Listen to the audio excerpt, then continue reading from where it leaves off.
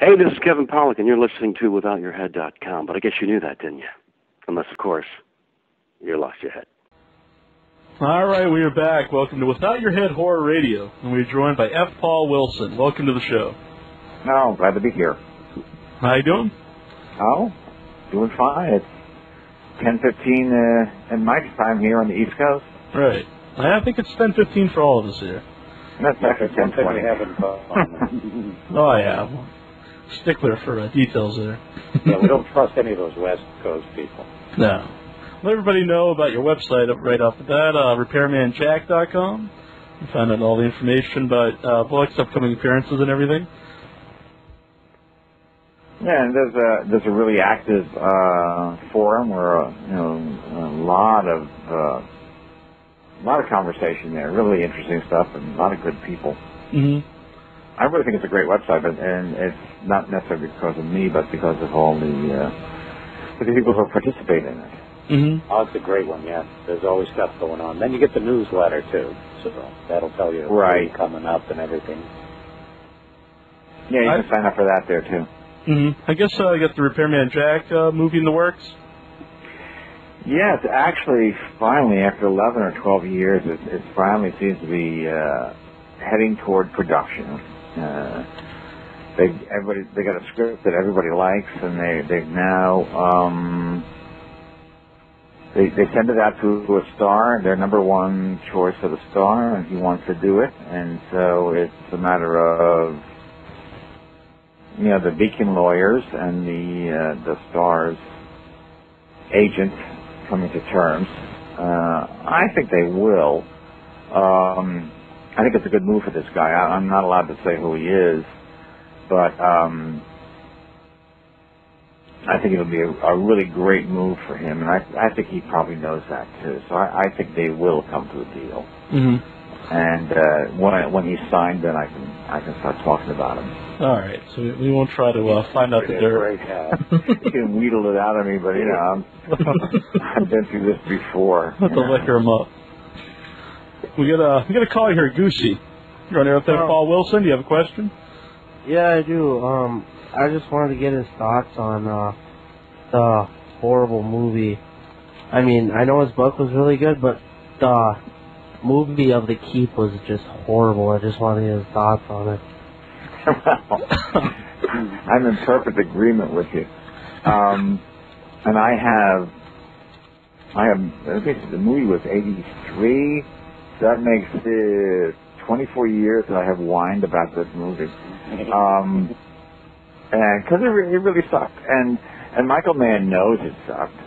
And he doesn't mention it anymore.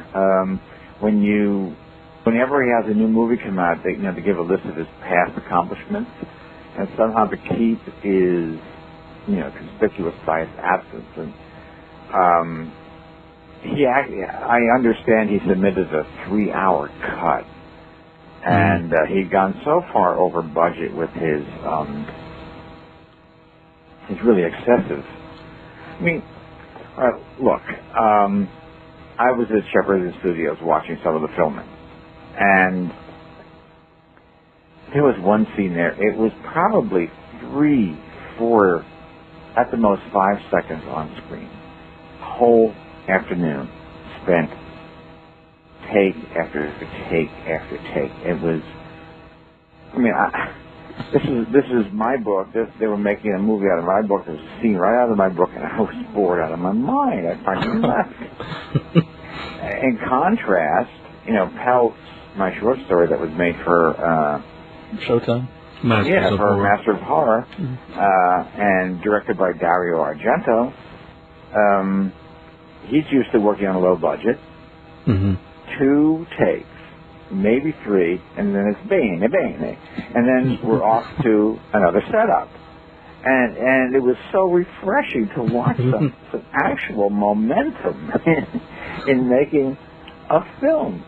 So, it's a lot of it, is indulgence, and Mann was very, self-indulgent on that film, and he ran out of money, and he wanted more money for special effects to finish them, and it was like a cursed movie. The Wally Beavers, the special effects guy, died during production.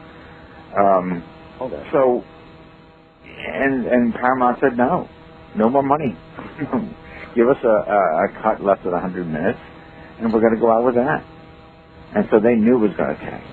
And guess what? It did. Yes, it was a horrible, awful movie experience, though. Well, I mean, Jeffrey Lyons said it best. He said, it could have been wonderful, but it fell apart under the weight of its own pretensions. And that says it all, really. And that says, the Michael Mann experience. He's just pretentious. Go on, Troy. Oh, I think, wasn't Ian McKellen in that movie? Yes, Ian McKellen. There was Scott Glenn, Gabriel Byrne, Jürgen Prochnow. I mean, a fabulous cast. Yeah. Yep. It should have been, as he said, it should have been wonderful. Yeah. And it's never even been released on DVD. No. Apparently, Michael Mann has gained some kind of interest in the film. I mean, he was just a writer-director, but somewhere along the line, and maybe he bought into it or something. But if you want to do anything about the Keep nowadays, you must go through him. And it's amazing. When I wrote the graphic novel for the Keep, that was my version of what the movie should have been like. Mm-hmm. I got one email, phone call, whatever, after another, saying, "Is this available? Can it be made into a film?" And blah blah blah. A lot of people didn't even know it had been. And then I said, "Oh, yeah, well, yes and no, And then they would look into it, and then they would find out they had to deal with Michael Mann, and everybody would just walk away. Mm-hmm. No one wants to deal with this guy. I'll say the graphic novels are popular now to make into films. Mm-hmm. Oh yeah. But I did it just because I want to show, if I had done the screenplay and been in charge, this is what you would have seen. Mm-hmm. I've read that you're a fan of EC Comics. Would you ever want to do more comic books besides like the one graphic novel? Tom Monteleone and I have been shopping around a series of graphic novels. It's been in and out of different companies. No one will turn it down, but no one will make an offer. But I don't know. It's kind of highbrow. It has a lot to do with epistemology and things like that. So maybe it's not right. But it's a story I would love to tell. But you need someone to make it worth your while, because you can't write it for nothing. Right. I think that would be great. I'd love to see like an F. Paul Wilson, Bernie Wrightson collaboration. Oh, I mean, I would too. He's one of my favorite artists. Yeah. And it's very strange in this business that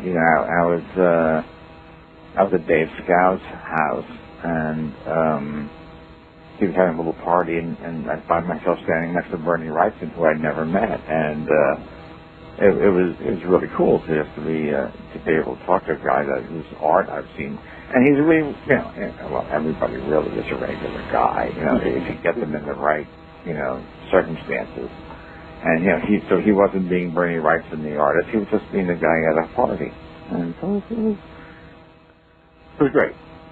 You mentioned Pelts. What was your opinion on the final product? Or the Masters of Horror? Well, it was in the long run. It was true to the sense of the story. It was far more gory than a story, and it is the goriest story I have ever written.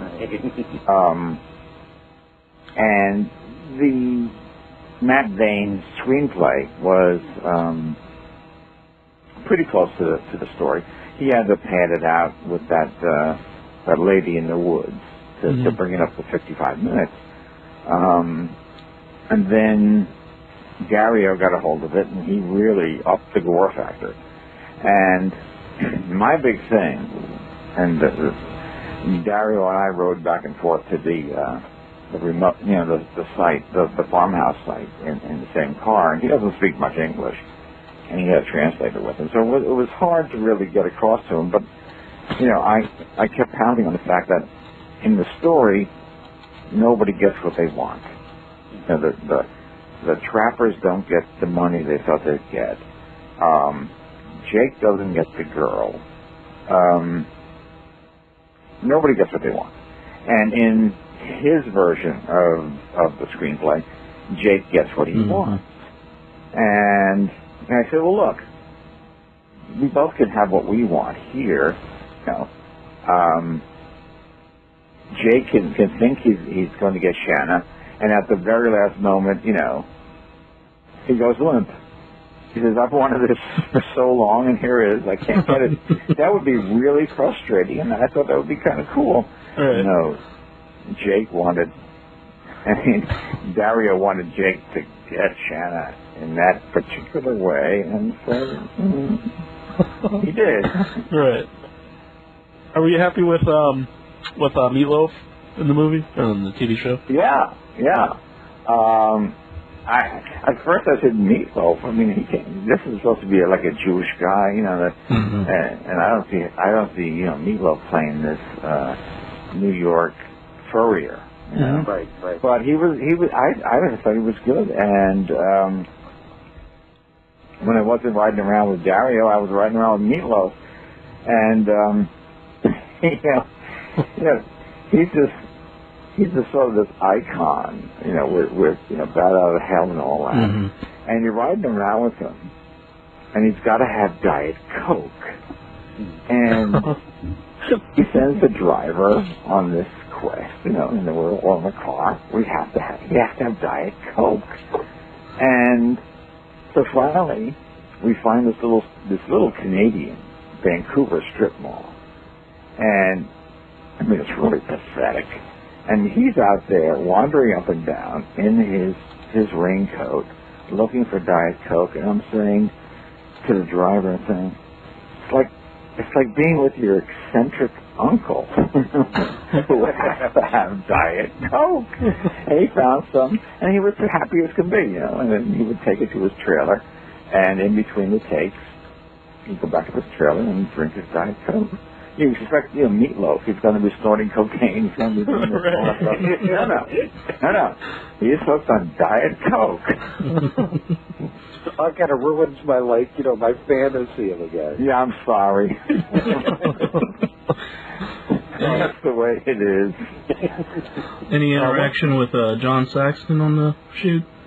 No, I only met him in makeup, He was in makeup, just said a few words to him, that was it. Because as I was leaving, I could only stay about 3 days. That's all I could, time I could afford away. And so his parts were coming up toward the end of the location shoot. After that, and when I got there, I had this voicemail on my hotel phone from Mick Garris saying, "Oh, we're shooting the strip club scenes. We're right around the corner from the hotel. So come on, give me a buzz and we'll go over there and we'll watch the strip club scene." So of course, I broke my finger dialing, and he didn't answer, and I couldn't get a hold of him. And finally, the next day, he said, "Yeah, well, you finished them before you came." So I really would have loved to have gotten seen them, but timing is everything, as they say. Someone here in our chat room, as Moral. Do you have any? Oh, Tony. Oh, you know that person? Oh, okay. Yeah. Do you have any? He's one of our original website guys. Oh, cool.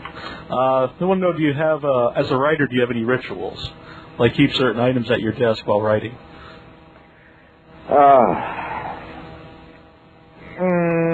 Not really. I mean, I get up early, I have my coffee, I bring it up to my desk, I go to the website, I go to the email related to the site, I go to my personal email, I go to Astronomy Picture of the Day, I go to Overheard New York, and then start writing once all that's out of the way.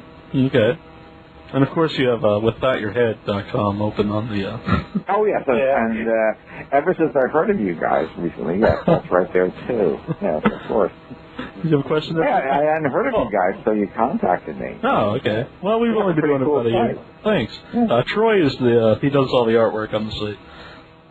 That was pretty good. I like my picture there. All right, as long as you like your cartoon, that's all that matters. All the stuff that's coming out of my typewriter there. I liked it. Did you have a question there, Troy? Actually, he wants to know where you came up with the idea for the Rakosh. Well, it's not really my idea. The Rakashi is a variation of the Rakshasa, which is an Indian demon. Mm-hmm. And I came up, I was looking for something. And this is back in the days. We're talking the early 80s. And I'd had a dream where I was on a rooftop and there was something chasing me. And no matter what I did, I couldn't escape it. Even if I fooled it into jumping over the edge, it would climb back up. Nothing I could do could defeat it. And I woke up in a sweat and I said, man, I got to use this. This is nerve-wracking. And so I had to come up with a hero who could survive that, which turned out to be Jack. But the other thing I was, what the heck was this thing? Because it really had no identity in the dream.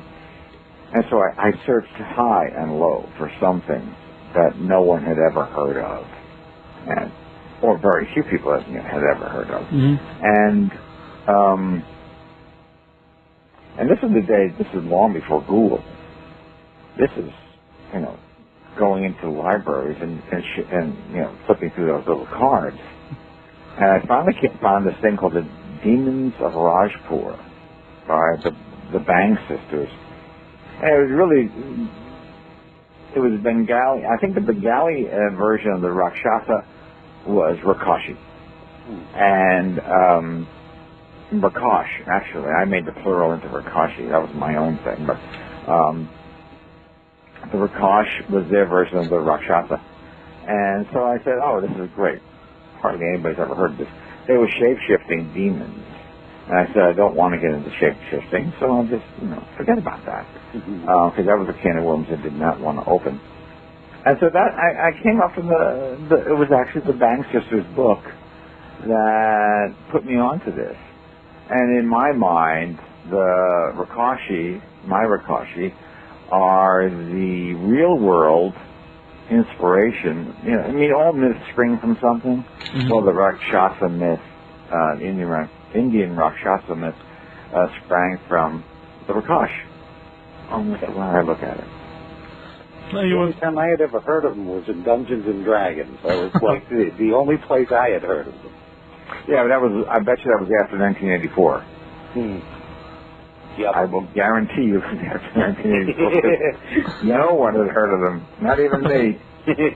Well, one of our fans asked about Dungeons and Dragons. They can't bring them out there.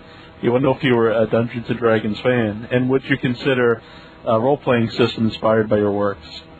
Well, there was Mayfair Games put out a role-playing game of The Keep.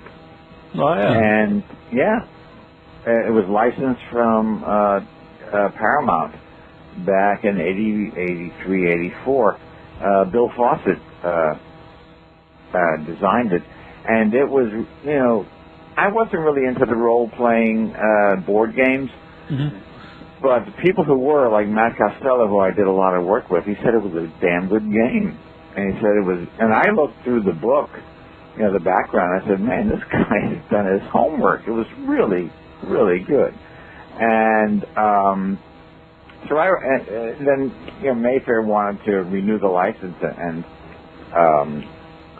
Paramount wanted so much, ridiculous amount to Mayfair. Said,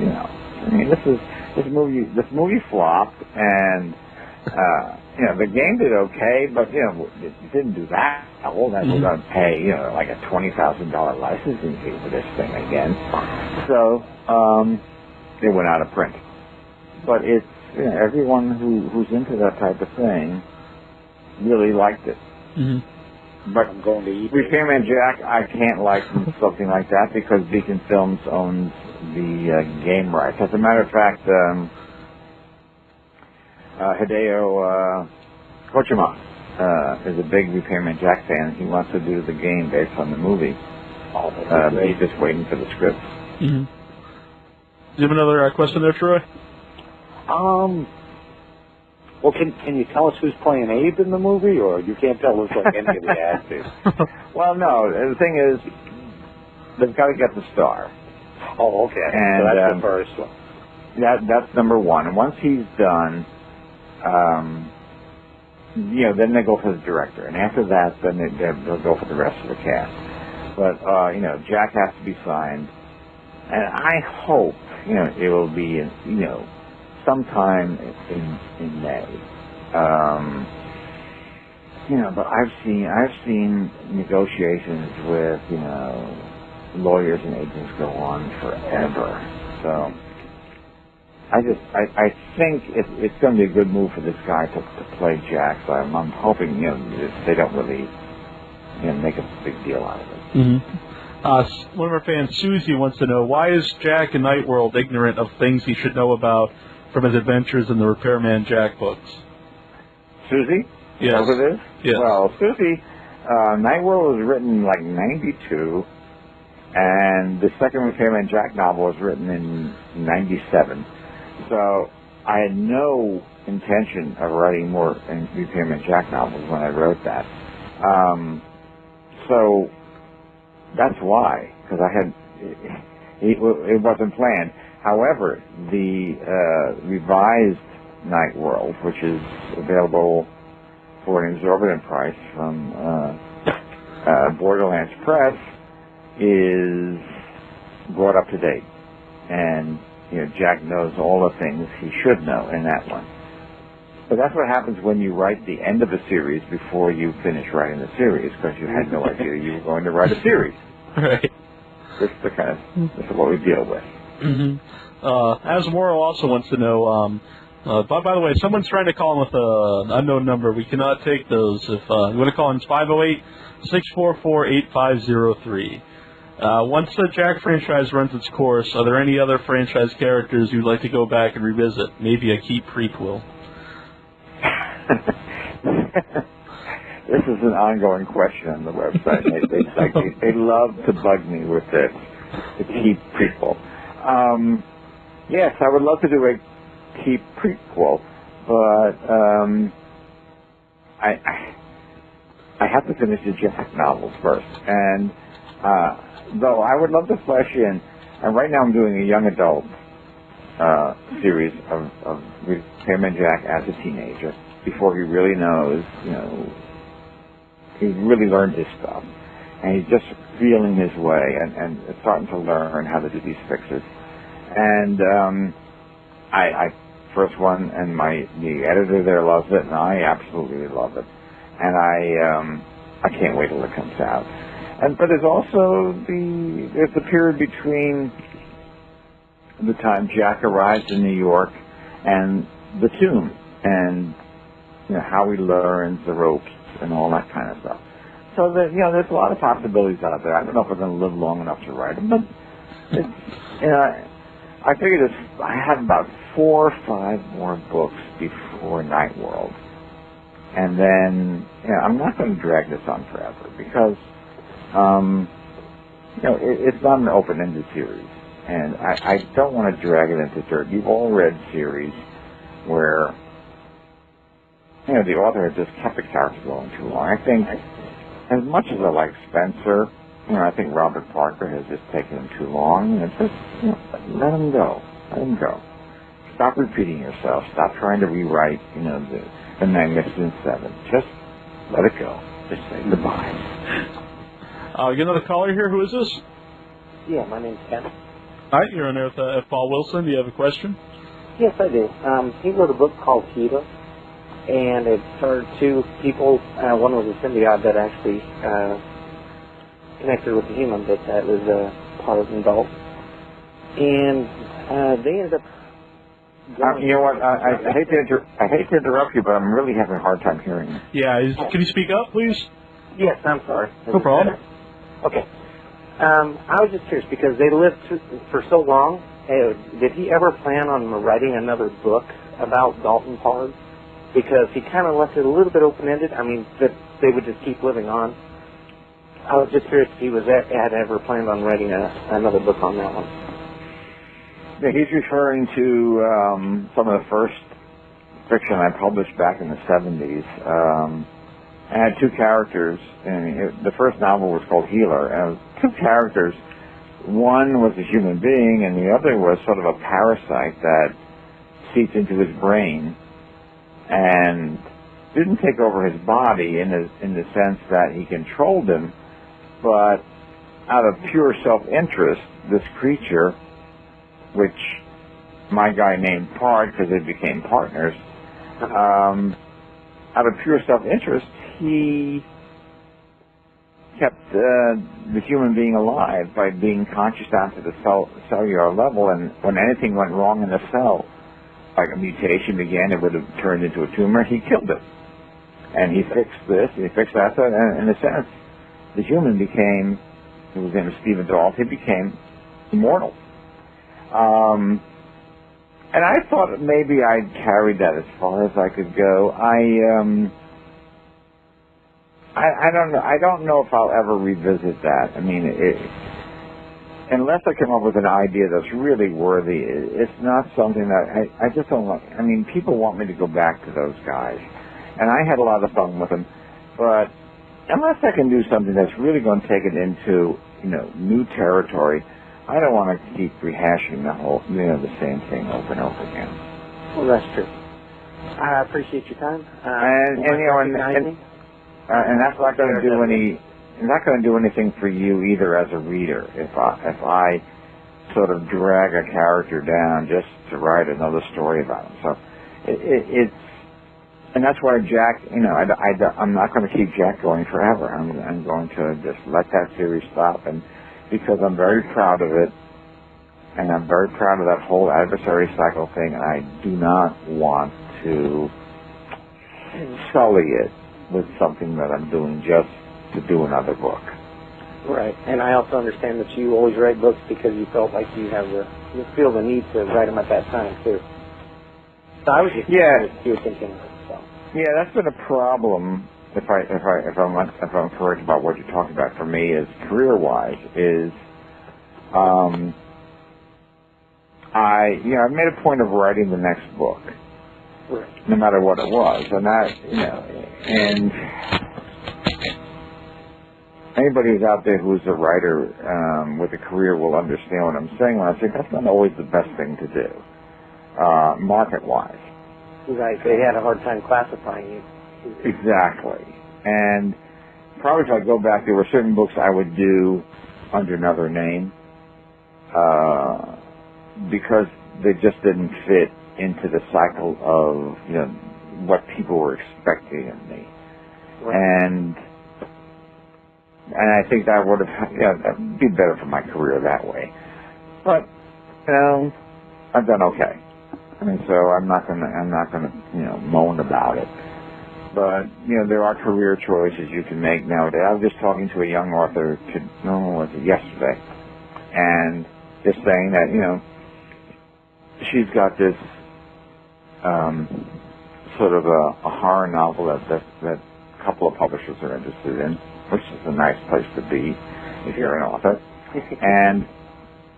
But she also wants to do this mystery series, and it's an interesting concept on the mystery series. But I said, it may not be a good idea to put the same name on both of those because mystery writers don't necessarily like the supernatural or that type of horror, and the horror writers don't like the cozy type mysteries.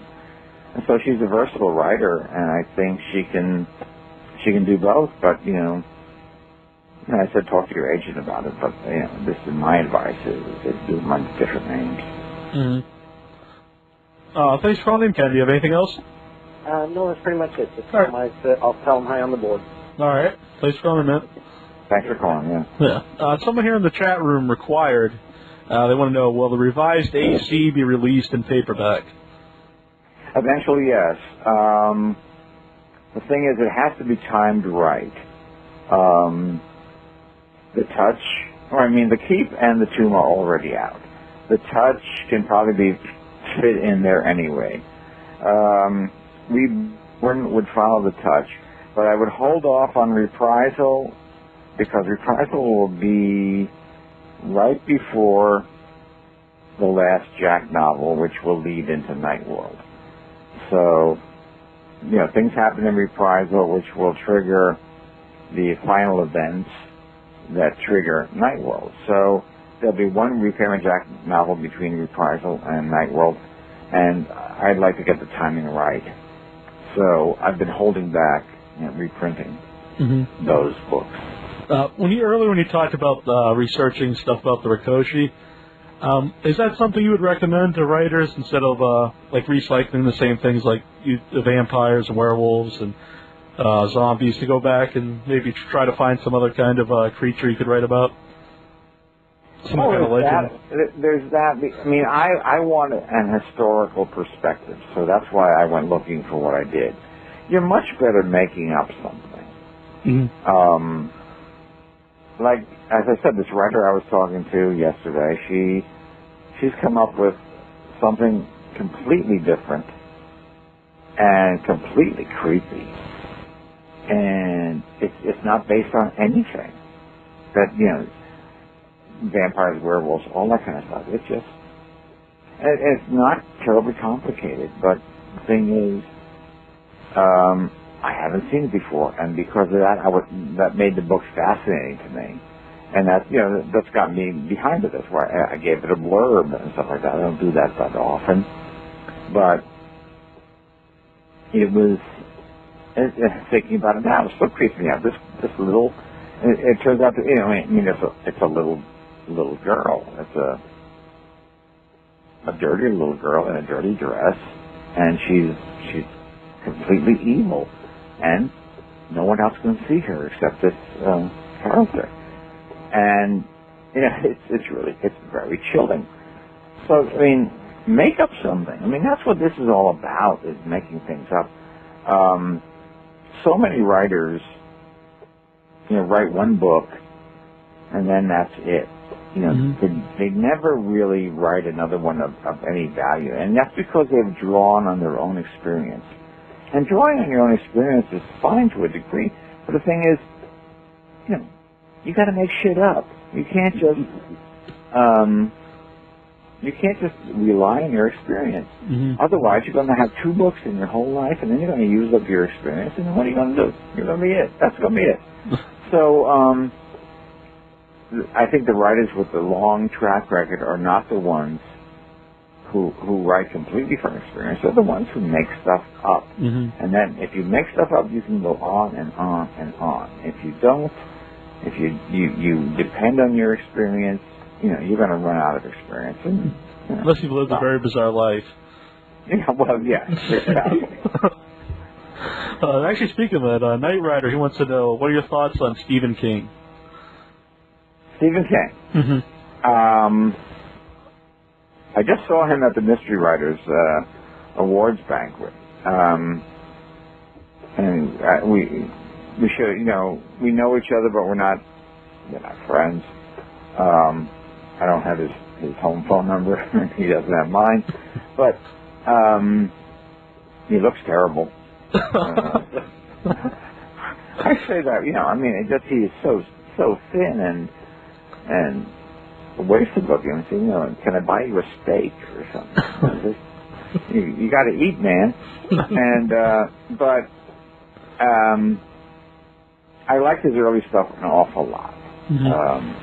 One of my favorite novels of all time, and it will never stop being one of my favorite novels, is Salem Slot. And but it's very uneven. I like his shorter works. I think he chews a lot more than he bites off. And my favorite works of his are like Misery and Dolores Claiborne and things like that. That he's really tight, he's really focused, and he's not doing all this digressive stuff, going off in these tangents. And, but, that's my taste. I do not like, I like fiction that is focused and, has a real narrative drive to it. That's what I try to write, and that's what I like to read. And I think authors should write what they like to read. So that's where I'm coming from. So I don't like the book stop books, the doorstop books. I like the more focused books. Rogue wants to know, was it a big decision on your part to give up your medical practice full time to become a writer? No. At that time, I was making far more money writing than I was in medicine. So there was no financial constraint. And as for, you put up your hands and do that scale thing, and you say, oh, okay, here I am making more money. What do I choose? More money and my own schedule, or on the other hand, malpractice and all that, and it's this is a tough choice. But it really, of course it isn't. But the thing is, I couldn't give it up 100%. There's a certain part of me that I spent a big part of my life was invested in medicine. And, in family practice, there's this precious thing where people really trust you. They want to... kids I saw as infants are now bringing their kids to me. There's a continuity there that is so precious that I really have trouble giving it up completely. And there are days when I say, Jesus Christ, why am I doing this? But there are other days where I walk out of the office saying, oh, this was great. I had a great day, and I did some good. And that's one of the things that that medicine offers, is that you can walk out of the office at the end of the day and say, I did something good. When you're doing writing, you say, did I make a difference in anybody's life by writing this wonderful prose? And all my prose is wonderful. But did I make a difference in anybody's life? And you can't say. I've had people, somebody brought up my science fiction from the 70s, and my novel, Enemy of the State, I had more than one person come up to me and say, you changed my life with that book. And, which I hate to hear, because in the old Chinese proverbs, I'm now responsible for that person's life. But in reality, in writing, you can't get that on a day-to-day basis. On a day-to-day basis, you get your page count done. I do a minimum of 3 pages a day, and that's how I keep up my output. But in medicine, I can walk out that door, as I said, and say, I did good. You done good, kid, and that type of thing. You ever use any of your knowledge, as your medical knowledge, in your books? Oh yeah, all the time. It's been a great help. I try, at first I refused to write, medical thrillers or anything like that, because that would be like, staying at work. Right. And, writing is my golf game. If doctors, have to, the cliche of the golf playing doctor, well, that was my golf game, was playing with the typewriter and the computer. And so I tried to write as far away from medicine as I could. But strangely enough, the biggest advance I ever had in my life turned out to be a medical thriller I wrote under, and this goes back to what I said to that young writer, is I've written it under another name. And by doing that, the publishers did not bring any of the baggage of my horror novels to this, because this was a different genre. and they just looked at this as the book itself, and they threw a lot of money at it. So that's sort of been the case my position there. Someone else want to know why do a lot of your stories take place in the Pine Barrens? Because it's one of the most fascinating places on Earth. And then the young adult Freeman Jack novels, because he grows up on the edge of the Pine Barrens, really exploit the mystery of the Pine Barrens. And I mean, it's a million acres. 2 million acres and something like 1,000 square miles, whatever. But it's this huge expanse of wilderness right off the Northeast Corridor. And there are places there that no human being has laid eyes on. So it's full of mystery. You know, you have the Pineys who are inbred. You have the legend of the Jersey Devil, and really you have these hunters who walk in there every hunting season and are never seen again. So what happened to them? Mm-hmm. I mean, really what happened to them is it was an overcast day. They couldn't see the sun. They had no idea which was north or south. They wandered around in circles and starved to death or got dehydrated or whatever. So that's probably that's what. Right. Rationally, that's what you think would happen. But I always think that the Jersey Devil got it. There's also an excellent, episode of Sopranos. Right. I mean, people realize. We still know what happened to that Russian guy. Yeah, but people know. If people who know New Jersey realize this, and unfortunately, there was a lot of toxic dumping in there, which again, it's great story fodder. But it is the largest pure freshwater aquifer in the Northeast, because all the water in the pines flows out of the pines, so it's pure water. Mm-hmm. And even though it might be colored brown from the cedars and stuff like that, that's just pigment. The water is pure. And Wharton State Park exists because, you know, Wharton, the big Philadelphia billionaire, bought up all this pine lands to funnel the water into Philadelphia. He's going to sell it to Philadelphia. And Jersey came along and said, no, you're not. And so the land became, you know, worthless. And so he turned it into a state park. As Morrill has another question here. Tell us about Virgin finally being released under your own name. Well, Virgin was, this is one of the, you know, again, writing things under another name. That medical thriller I mentioned a little while ago, Mm-hmm. That was in the offing as, you know, it's just about to come out. And once again, I wrote the next book, and the next book was this strange religious thriller about discovering the body of the Virgin Mary around the millennium and what happened. Totally, I mean, it was out of left field, especially in regard to the medical thriller. And I said to my agent, I said, you know, I can't put this out there because people who read The Select and if they see the Virgin they pick it up and they'll say, what is this? What's this guy thinking? This is not what I thought it would be. So I put it under my wife's maiden name, Mary Elizabeth Murphy, and I blurbed it on the cover, and I dedicated it to myself. You know, I put,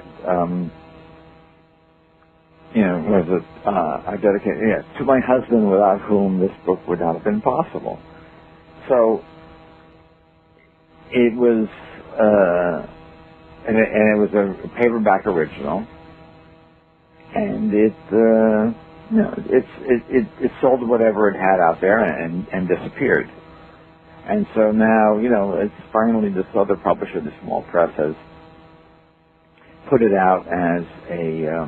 I really like the book. You don't have to be religious because I'm a devout agnostic, but the thing is, if I can write about vampires being real, like I did in Midnight Mass, I can write about this woman being the mother of, the son of God. Why not?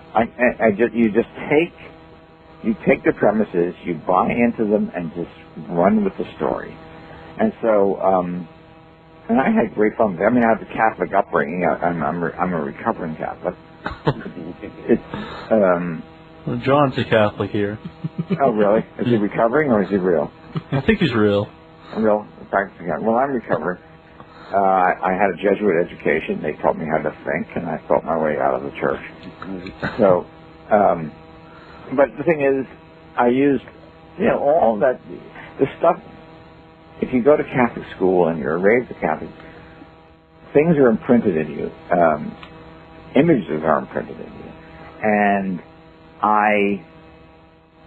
most of us recovering Catholics can't get rid of them. So I put them to use in this story. And I mean, I had a wonderful time with it, and I just loved the book. I look back on it, and I reread it for the Borderlands edition. And I took it out of the millennial type of thing. But I really liked this book. And I was really happy to have it back in print. But I said, why not, put it in my own name. And now they just,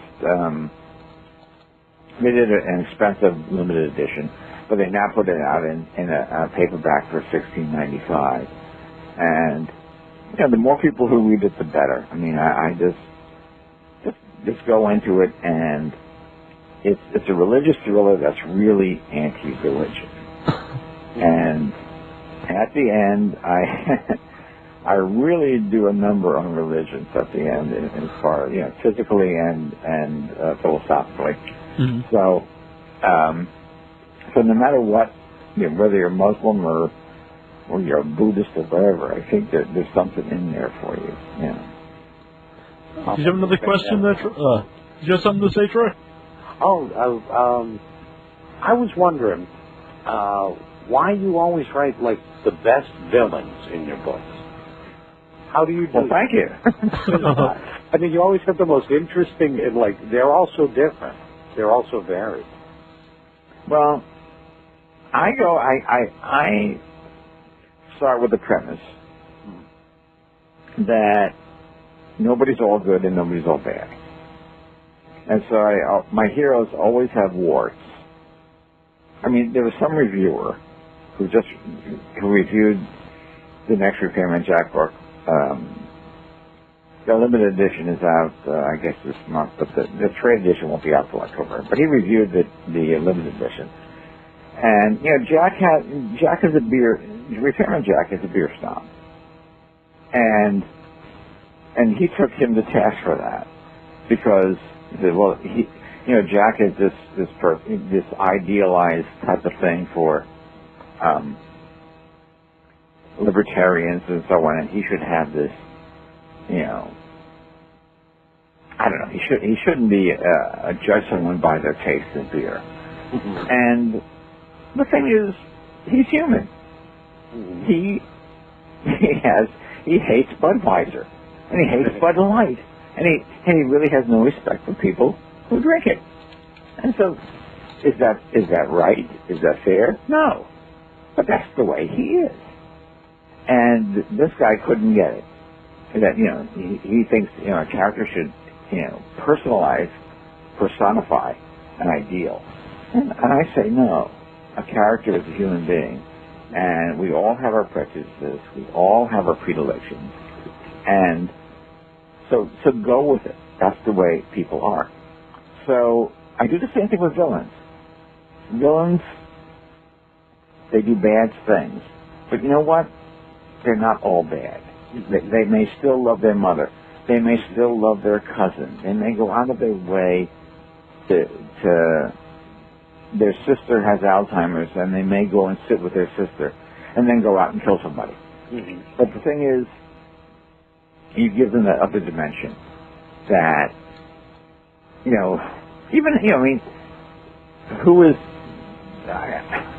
Hannibal Lecter is almost attractive for the purity of his evil. But the thing is, he has a sense of honor.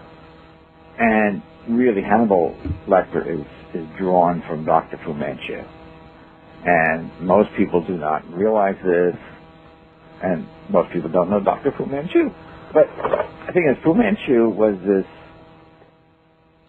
what we call a yellow peril, back in the days of the pulps, when everybody feared all these Orientals, they weren't called Asians, they were called Orientals, were streaming into America, and they thought, well, they're gonna take over. They've got some plot behind them, and so Sax Rohmer invented Fu Manchu, who was the epitome of that kind of fear.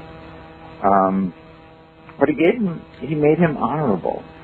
Fu Manchu would put a horrible millipede in your bed, a poisonous snake or whatever to kill you, or a poisoned dart or whatever. But the thing was, if he gave his word, if he said, okay, you can go, we reached a deal, you can go, you could turn his back on him and walk away, because he had that old world sense of honor, that by breaking his word, he would diminish himself. And so that sense of honor, raises him in the villain world. And that's the type of thing I always think of. There's got to be, and a lot of my villains are not honorable. Mm-hmm. But the thing is, they have a human side to them that they love their dog, they love their mom, or whatever. And when you do that, that's why someone's asking me this question: why are my villains so interesting? Mm-hmm. And that's why, because they're people. Mm-hmm. Actually, someone here just in our chat room made a comment. They said Rassilon is the best villain of all time, better than Darth Vader. I don't know. Darth Vader's pretty cool. Yeah. Gonna give it to Darth Vader. Rassilon is, again, look at Darth Vader. Look at Darth Vader. Complex character. Mm-hmm. He has a good side. He wasn't the bad person we started off with. He became a bad person, and then, he could have, he could not let his son die. And so, that conflict, the yin and yang within people. Rassilon, to tell you the truth, I don't think... Rassilon is pretty much pure evil. He has given himself over to the dark side. And he really doesn't have I don't think he has a good bone in his body. I'm writing about him now in the next book, and I can't find anything good about him. No, not really redeemable qualities there. He's sort of evil personified, but he has aligned himself with something that's completely inimical to everything that humans like, and so he may have his weaknesses, but they're not because he's good. I've just contradicted everything I just said. All right. Raoul Duke, he wants to know, well, first he says great interview, his favorite Without Your Head show so far. I'll thank him.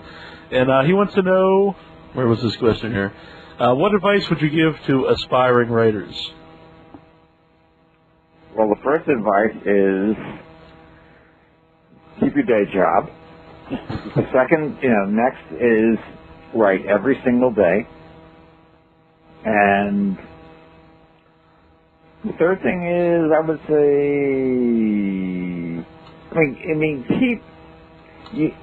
sometimes you need, and a lot of times, you need instruction. So, if there are workshops and things like that, you should go to them, and not so much, you should go to the, I'm sounding like an idiot here. The first thing is, if you need some help, if you think you need to work on your writing, a lot of times these workshops, the little workshops are not good because you've got a lot of other people who are at your level of writing criticizing your writing. And I've seen that, what's happened with that, and a lot of times it will wear you down and a lot of times kill your enthusiasm. I teach at the Borderlands boot camp every year, but we're all professional writers, and we're instructing non-professional writers. And so what we give you is not, we don't care to put you down to bring ourselves up. All we want to do is improve what you've got there. And so we have no agenda other than making you a better writer. If you can find things like that, that's going to be beyond value to you. But if you're going to be, you got to watch out for getting into workshops where the other members just want to put you down because you might be better than them, and they're going to try to find any way to put you down. I mean, and writers are just as venal as other people.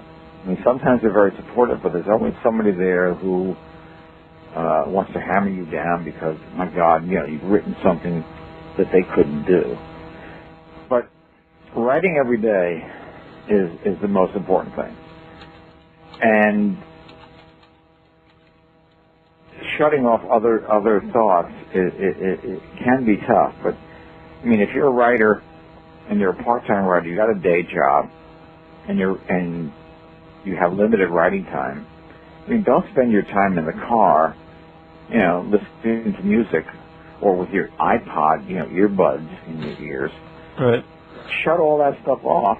Start thinking about what you're going to be writing when you finally do get to the keyboard. And when you do that, man, it's going to fly out of you, and you'll make the most of that type of your time.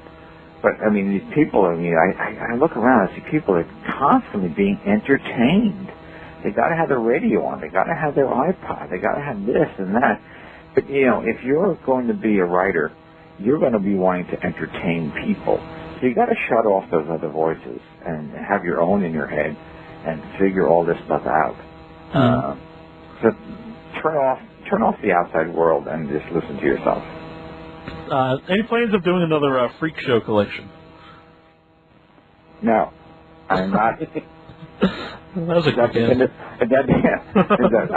I was vacillating there. No, I'm never going to do another anthology. Okay. But I have taken all my Freak Show, the interstitial material from Freak Show, and I put it all together, and then I expanded it to another 50% of what it started with, and it's going to be coming out from a small press very soon. The small press and I have kept this under wraps until it's ready for pre-order, and I think we've just the editor publisher I think he has an obsessive compulsive disorder because he has found every possible error in the manuscript, and every possible error has been corrected. So when this comes out, it will be freaking perfect. So, and then he can get back on his medications. And is there anything you want to tell your readers out there? Nothing. I mean, the thing is, if you go to the website and you're getting the newsletter, right? Everything I know. So, or you can go to the website on the news page, and everything you'd ever. There's more than you'd ever want to know there, from the FAQ downloads and the bibliography downloads and all this kind of stuff. So, what can I say? I mean, just buy my books.